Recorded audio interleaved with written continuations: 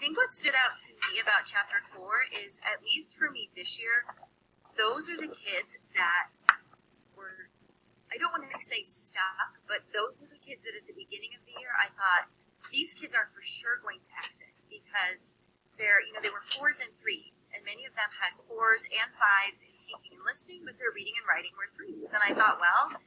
we can expect them to grow a level this year, and so I'm really confident that my 5th graders are going to exit, and none of them did. And I was like, ooh, and we worked really hard on writing, and we worked, I thought I did everything I could, but reading that chapter made me realize, one, this is a time when kids do plateau, and that it's not atypical for them not to just get that next level that next year. And so it wasn't necessarily something I did wrong, but it was just reflective of kind of the longevity of being in that level. You can get stuck or plateaued. And also I love the reading about kind of the one-on-one conferencing and really supporting their autonomy, because I think that those are things where I do need to improve. I worked a lot this year on,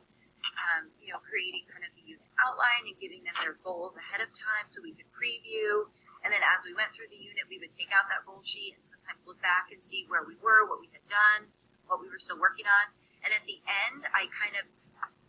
dipped my toe into having them self-reflect, but it was just something that kind of was new to me doing, and it was new for them, and I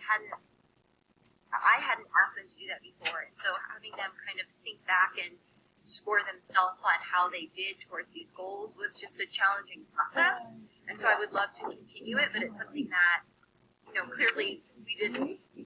get fully immersed in, and I just feel like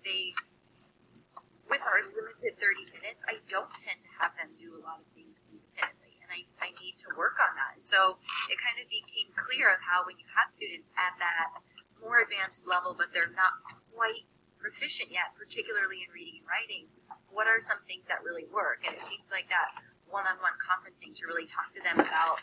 here's your strengths, here's the things that are going really well, here are the things that we really need to work on, and this is what it will look like for you.